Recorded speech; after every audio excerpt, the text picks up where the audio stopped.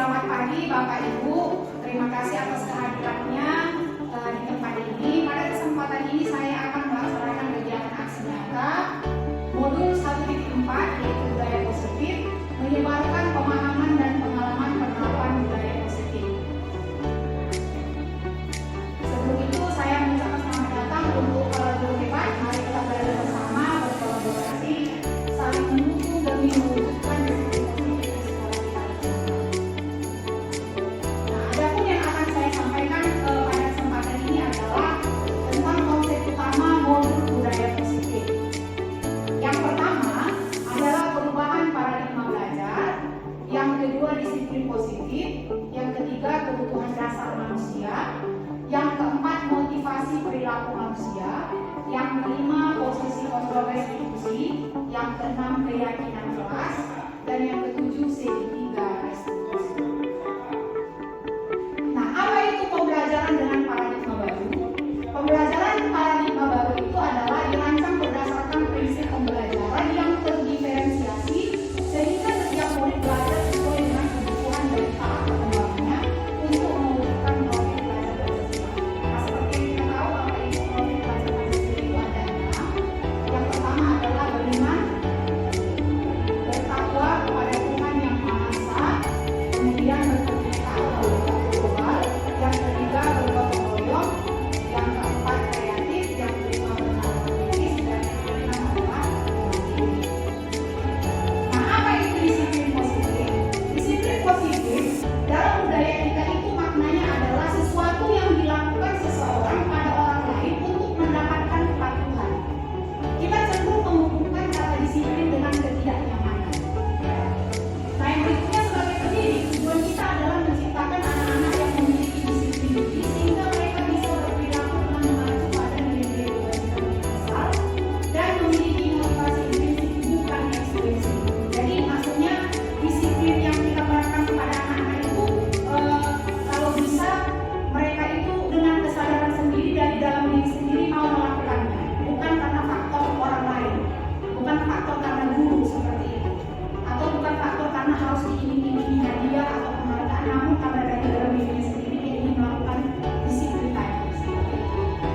Kemudian disiplin positif merupakan salah satu cara penerapan disiplin yang bertujuan untuk menumbuhkan kesadaran serta memberdayakan anak untuk melakukan sesuatu tanpa sogokan seperti yang saya katakan tadi.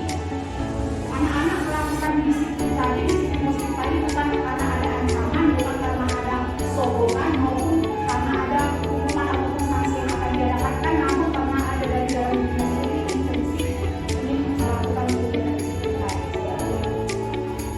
Kemudian kebutuhan dasar manusia itu ada 5. Yang pertama adalah bertahan hidup, yang kedua kasih sayang dan rasa diterima, yang ketiga kekuasaan, yang keempat kebebasan, dan yang kelima kesenangan.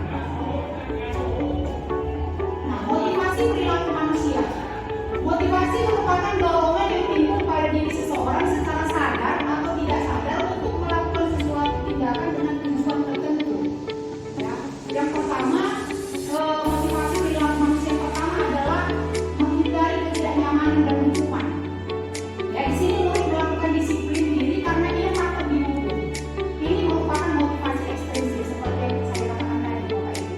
Bahwasanya anak-anak itu melakukan kegiatan disiplin tadi bukan karena motivasi dari dalam dirinya, namun karena ada hukuman. Jadi dia takut kalau dia tidak melakukan kegiatan itu dia tidak akan dihukum. Berarti motivasi ekstrinsik yang dibuat dari kebutuhan dirinya sendiri. Kan? Kemudian yang kedua mendapatkan imbalan atau penghargaan dari orang lain. Nah, murid di sini melakukan disiplin diri karena dia ingin mendapat imbalan. Ini merupakan motivasi ekstrinsik dibuat dari dirinya. Nah, yang ketiga menghargai nilai-nilai kebajikan diri sendiri. Nah, murid di sini melakukan disiplin diri karena sadar akan nilai kebajikan diri.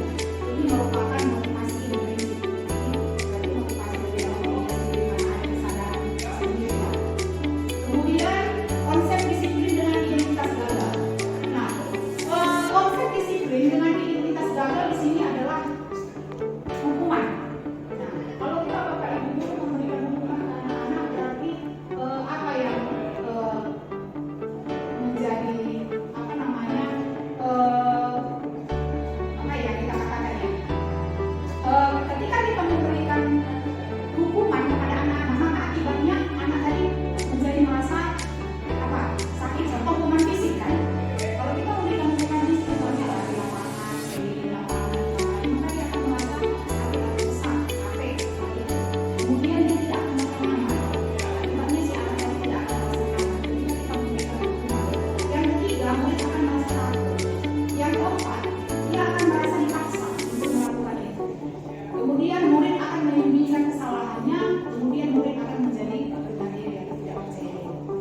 Kemudian ketika kita guru memberikan penghargaan kepada siswa, maka ini dikatakan tidak efektif karena dia akan terus seperti itu mengharapkan penghargaan dari guru.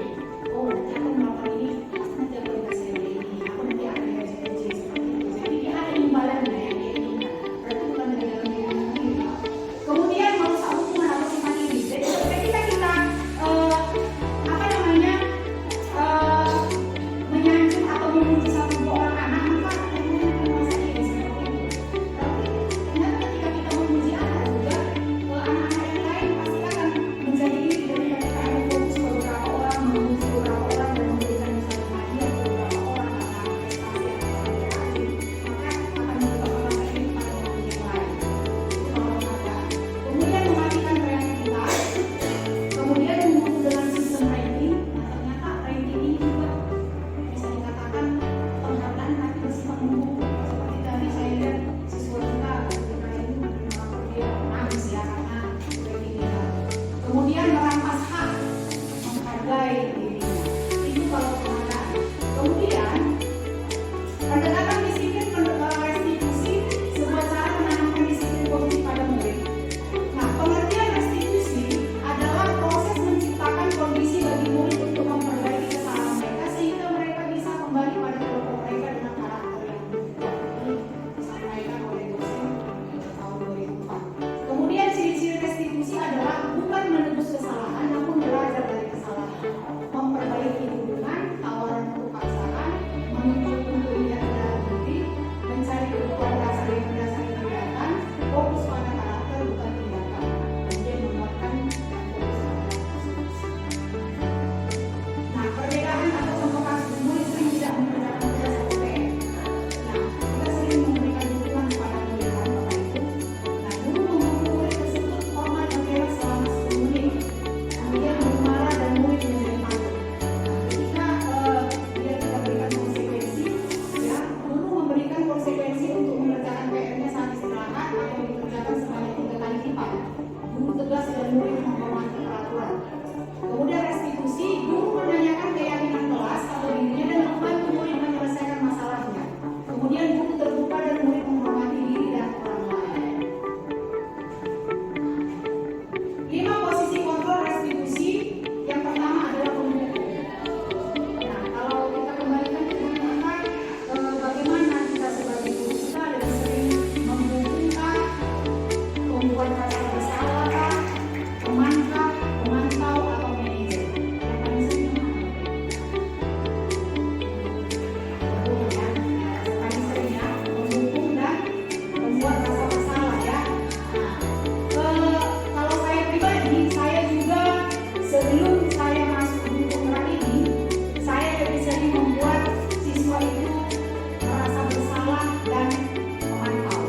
Ya, lebih sering membuat rasa bersalah dan memantau. Misalnya kalau pendukung seperti yang kita tahu, hukuman itu ada 2, bisa hukuman fisik dan hukuman verbal, secara verbal. Kalau fisik dia itu ya menyakiti fisiknya, kalau verbal berarti hatinya kan gitu dengan kata-kata yang kasar. Nah, kemudian membuat rasa bersalah misalnya bagaimana sih kamu nak, kamu nggak kasihan ya sama ibu, kenapa kamu tidak mengerjakan seperti itu, bersalah. Jadi dia kalau bisa si anak tadi berubah harus memang dari dalam dirinya sendiri, jangan karena dia takut karena dihukum, karena dia merasa bersalah kepada gurunya, ya, karena gurunya memposisikan dengan dia sebagai teman. Kadang kita kan dengan siswa itu malah seperti teman ya, ternyata salah juga karena siswa itu merasa bersalah dia jadi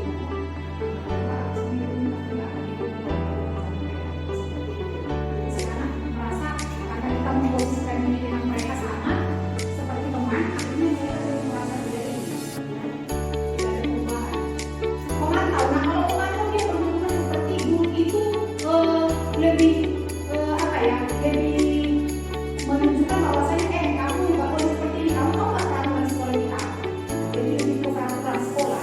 Dia guru memantau, oh dia ini anak salah. Contoh sepatunya warna hitam ya, warna putih ya, ada putih-putihnya. Kamu tahu nggak peraturan sekolah kita sepatunya harus warna hitam? Jadi lebih ke contoh ke peraturan sekolah gitu, memantau si anak. Contoh kalau terlambat, nah, kamu tahu nggak kalau kita sekolah kita baris jam berapa?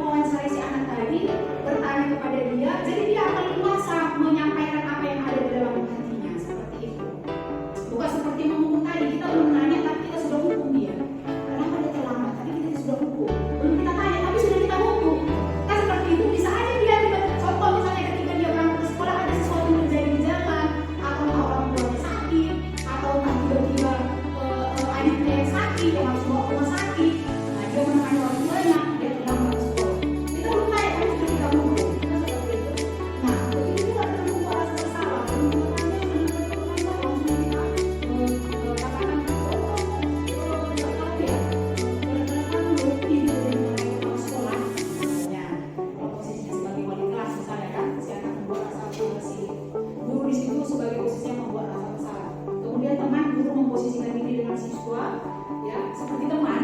Akhirnya siswa tadi merasa ya tidak ini ya, jadi tidak efektif. Nah, pemantau tadi yang saya katakan lebih ke peraturan sekolah, guru lebih fokus ke peraturan sekolah. Kamu tahu nggak ini jam berapa? Kita udah garis jam berapa nak biasanya? Sekali lagi jam berapa ya? Besok kita teman sekali. Kalau teman ada sanksinya. Kalau ini seperti ini. Nah, kalau ini manajer udah, manajer kita panggil Pak Mata.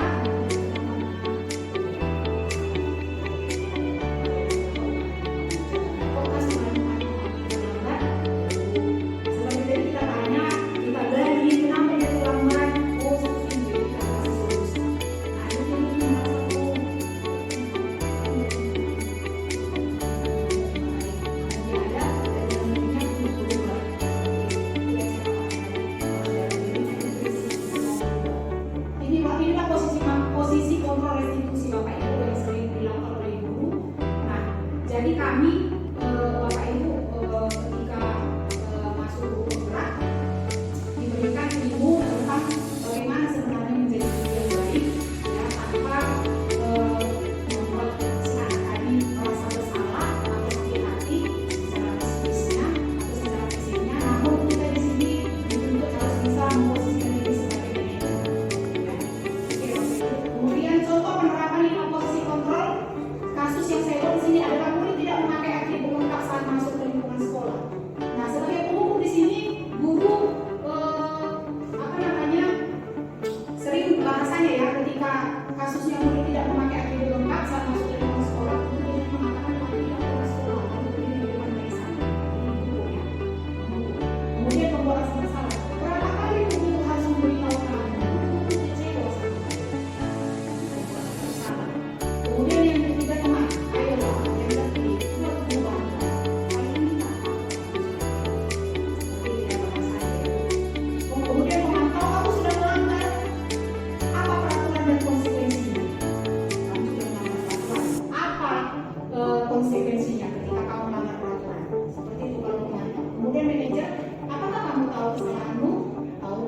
Kira-kira bagaimana kamu akan memperbaiki kesalahan ini? Seperti itu kalau untuk pertanyaan kalau kita memposisikan diri sebagai manajer. Oke Bapak Ibu, terima kasih untuk kesempatan yang sudah diberikan. Mudah-mudahan apa yang saya sampaikan bisa diterima dan dapat diaplikasikan di sekolah kita, dan kita bisa menjadi guru yang memposisikan diri sebagai manajer, bukan sebagai penghukum, bukan sebagai pemantau, bukan sebagai pembuat salah ataupun menjadi teman. Bisa menjadi teman, namun kita harus buat caranya juga jangan terlalu akrab atau hebat, namun tidak bisa kita memposisikan diri sebagai manajer. Salam sejahtera, perkenalkan nama saya Ronaldus Pandiangan. Saya rekan guru dari Ibu Eva Malau di SMP Negeri 2 Pangururan. Saya telah melihat hasil pemaparan dari Ibu Eva Malau mengenai materi menyebarkan pemahaman dan pengalaman penerapan budaya positif. Nah, ilmu baru yang saya dapatkan dari hasil pemaparan dari Ibu Eva Malau yaitu ada 5 kontrol restitusi. Yang pertama itu adalah guru sebagai penghukum. Yang kedua itu guru pemberi rasa bersalah ketika murid melakukan kesalahan atau pelanggaran terhadap peraturan sekolah. Yang ketiga, guru sebagai teman. Yang keempat itu guru sebagai pemantau. Yang kelima, guru sebagai manajer. Nah, selama ini kebanyakan guru-guru dan termasuk saya sendiri masih menerapkan guru sebagai penghukum dan guru pemberi rasa bersalah ketika murid melakukan kesalahan ataupun pelanggaran terhadap peraturan sekolah, guru hanya langsung memberikan hukuman terhadap murid ketika murid melakukan kesalahan tanpa bertanya terlebih dahulu atau mengetahui terlebih dahulu apa yang menjadi alasan si murid melakukan pelanggaran atau melakukan kesalahan. Itulah kebanyakan yang dilakukan oleh kebanyakan guru.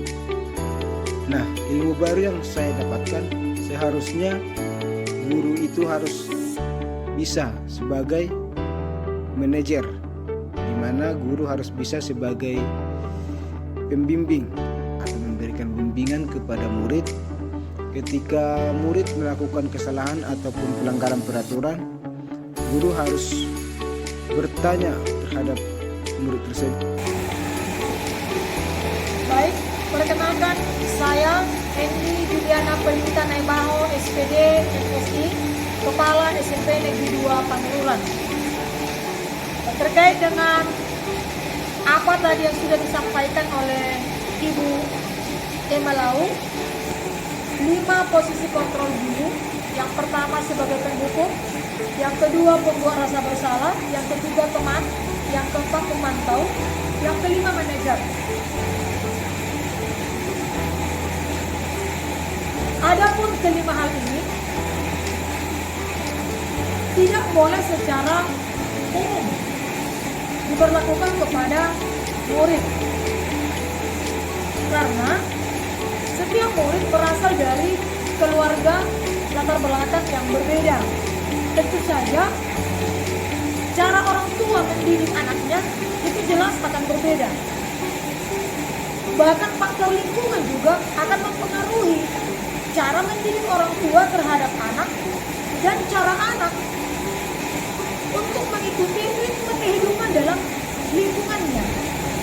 Maka sebagai guru, dalam posisi kontrol sebagai pendukung, pembuat rasa bersalah, teman, pemantau dan manajer, saya pikir ini perlu dikolaborasikan.